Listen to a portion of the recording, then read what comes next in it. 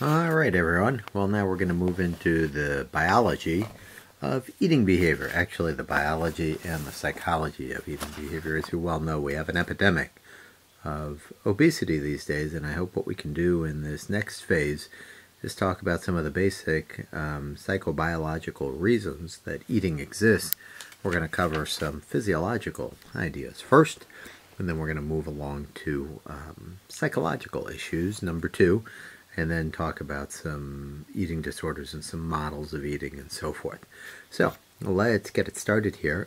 Your book does an okay job, but there are better books out there that cover more. So I actually went to a few other sources to put together the summary of the presentation today. So one of the most important ideas that I want to start with here is the idea of metabolism. And in going over metabolism, I'm going to try to really break this down into kind of some easy components here. So let's take a person in the morning during what's called the absorption phase. During the absorption phase is where you actually normally take in calories, and what seems to happen is, let's take the morning you wake up and you're hungry, which is a normal response to have. Your body secretes the hormone known as insulin. Insulin, when it mixes with food that you end up eating, basically has three functions there. The insulin, the food coming in.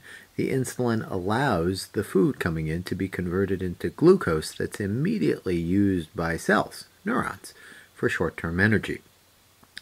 The second thing that happens, let's say you have some leftover food that isn't being used by the cells, that food will be converted by the liver into glycogen. Glycogen is used for intermediate energy. So if I do a long bike ride, I sometimes eat pasta the night before, because a lot of that pasta will be converted into glycogen that will be used when I need it, as opposed to running out of gas when I'm biking. Finally, if you even have more energy than that, that your glycogen reserves are full, the food will be converted into fat, adipose tissue. Adipose is what? A-D-I-P-O-S-E. Adipose or fat tissue for long-term storage. So in this way, all energy ingested is used in some way by the body.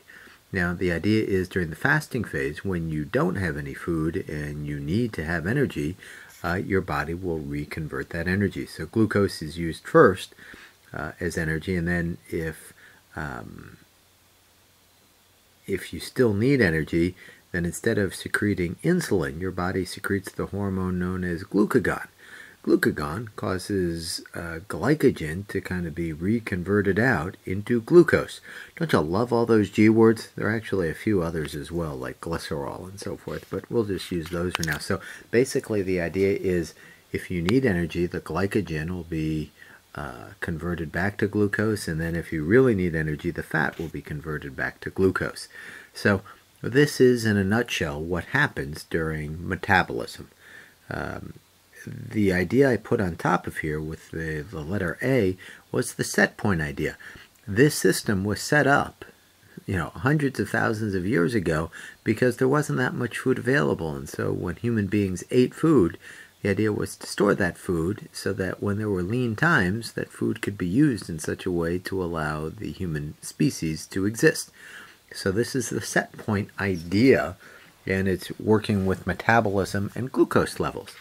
Now, there was a theory put forth that kind of goes along with this idea. It was called the glucostatic theory. Static is the idea of having a set point per se. And the idea with the glucostatic theory is that up in the brain there must be something that's monitoring the glucose levels.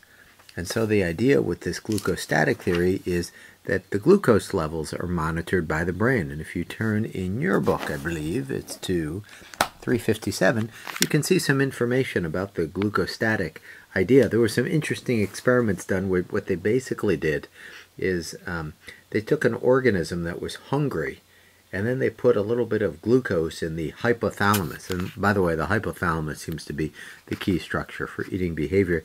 And even though the organism was apparently starving, if they put a little glucose into the hypothalamus, basically the organism would not start eating, which certainly gave some credence to the idea that glucose levels are monitored in the brain.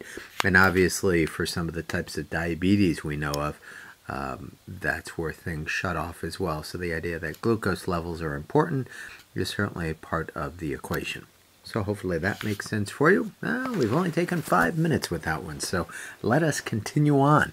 The second big theory that really sprang up during the 70s and 80s was this idea of what we call the lipostatic theory.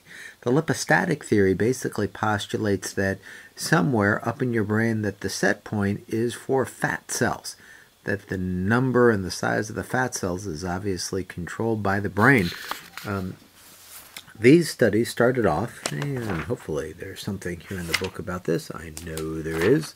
See if we can find it in here. Drug treatment, no.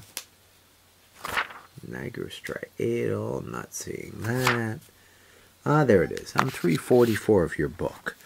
On 344 it talks about this idea of the hypothalamus. And basically, these were some classic studies done in the very early days on this idea of a hunger center and a satiety center. So what they basically did is they looked up in the hypothalamus and they basically started stimulating this lateral hypothalamus area that you can see on page 344. And they found that when they stimulated the LH, as it's called, the rats, in this case, started to eat. It caused them to begin eating behavior.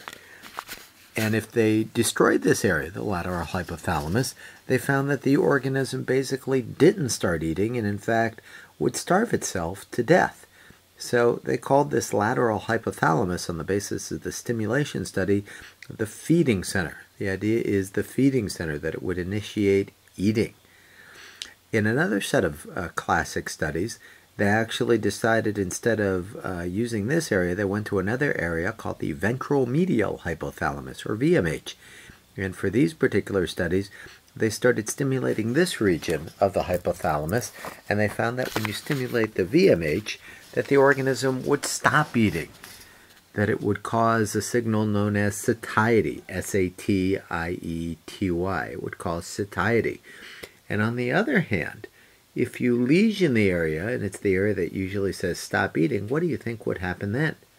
Well, they found that the organisms would eat and eat and eat. And if you've ever seen the pictures of some of these rats, the rats would actually become super obese rats. It was as if they would be binging on things. Now, the binges that they had were very interesting. They didn't eat everything, but they became very finicky and only ate things that were really, really yummy to them. And by the way, rats do love chocolate. Strange but true. So they actually found that these organisms, when they got these lesions up here, really, really ate a lot and according to them, basically established a new set point because their VMH were lesioned. So these centers of the brain led to the idea, once again, that the lipostatic theory might be right, that there are maybe monitors for fat cells, and if you destroy these particular areas or change them, then that would control eating behavior. So all you had to do was really manipulate these areas of the brain to really see what people were doing for eating behavior. We've now learned over time that life is really not quite that simple, and if you look on page 344, there are a lot of other structures that seem to be very much involved in eating behavior. The paraventricular nucleus, the arcuate nucleus, and actually a host of other structures as well. So the idea that eating is simply controlled biologically by 2 or 3 key structures in the hypothalamus is an oversimplification, as the book says as well. So hopefully this makes sense for you. These 2 areas and these 2 theories seem to be the predominant theories that dictate the biology of eating behavior. We'll stop this one now.